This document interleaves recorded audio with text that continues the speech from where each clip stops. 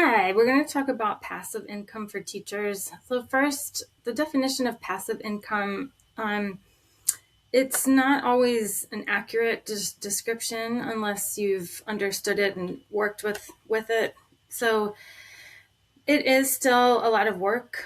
Basically, there's a lot of what we call active labor hours that go into this, especially at the beginning.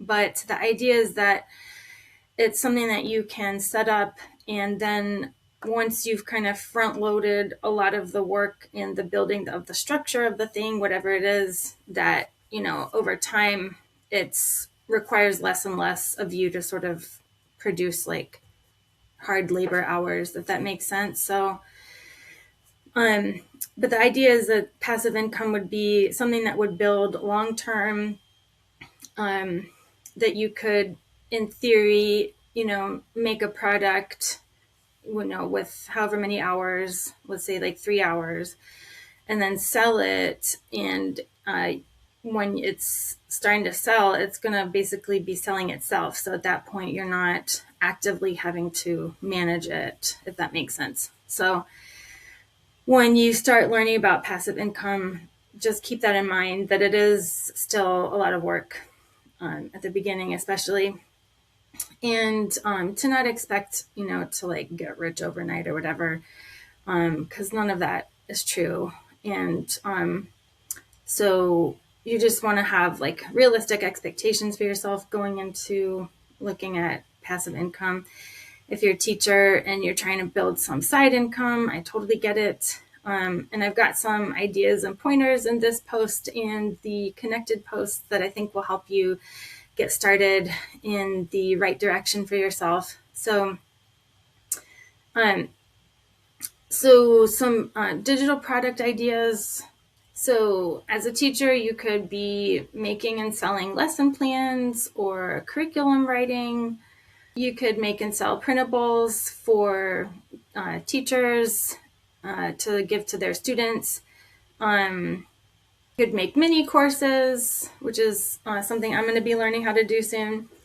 And offering online workshops. There's really a lot of different ideas there.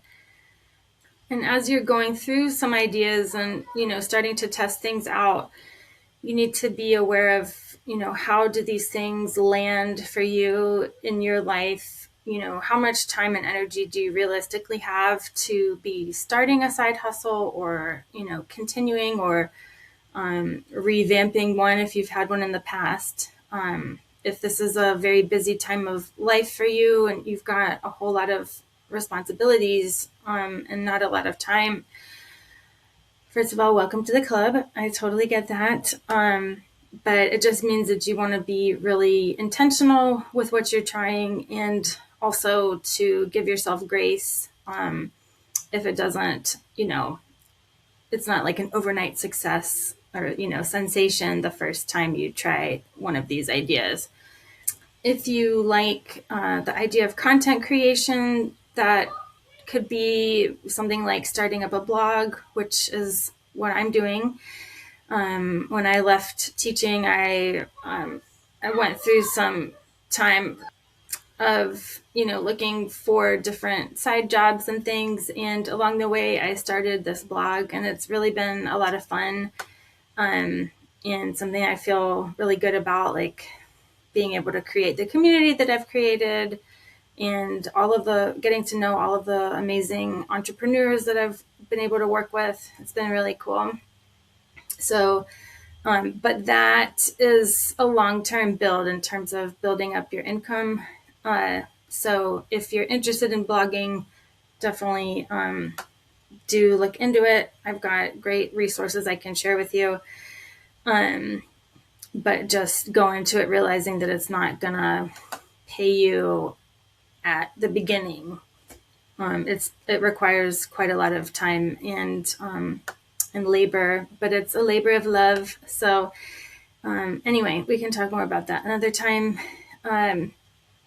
For non-teaching ideas, you could be looking into things like investments, like even just learning the basics of how to invest, not like trading, but just making really sound investments because, and I'm not trying to give you financial advice here, but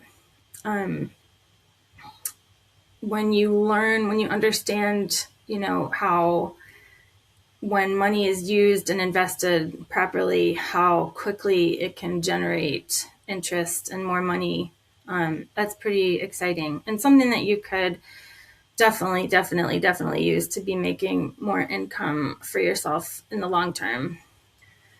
All right. So if you are still in the classroom and you're, feeling the heat, so to speak, of the inflation and, you know, again, I totally get that because it's really bad. You know, if you're exhausted and broke, as it says here, pick one gig that you feel comfortable with and, just focus on that.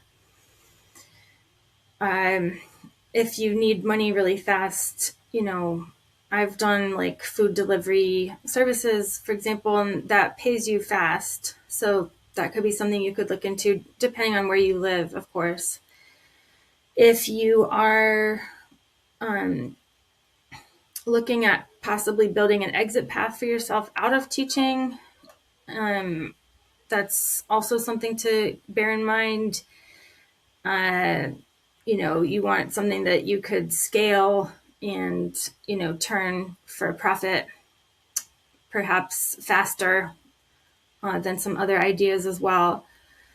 Or maybe you're just looking for something fun and novel. If you're neurodivergent, you know all about, novelty and how attractive that can be. So just, be getting clear on what you are looking for as you are choosing these ideas.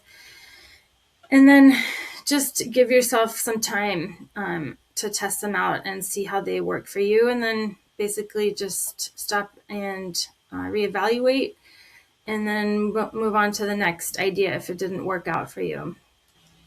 If you are trying to decrease your stress around financial issues, just be careful that you're not adding on to your overall stress levels when you start choosing these kinds of side gigs. I know it's like you have to balance things. So I totally get that. But just bear in mind, like, whatever you're doing, just remember that you're trying to like improve the quality of your life or the life of your family. And to do that, you also need to be taking care of yourself emotionally and physically. So just to wrap up, small income gains still add up over time, and you deserve to be able to pay your bills and not have to worry, going from paycheck to paycheck as much. You deserve to have a quality of life that lets you do that, right? So, anyway, I wish you all the best, and we'll talk soon. Don't forget to grab the freebie. Bye.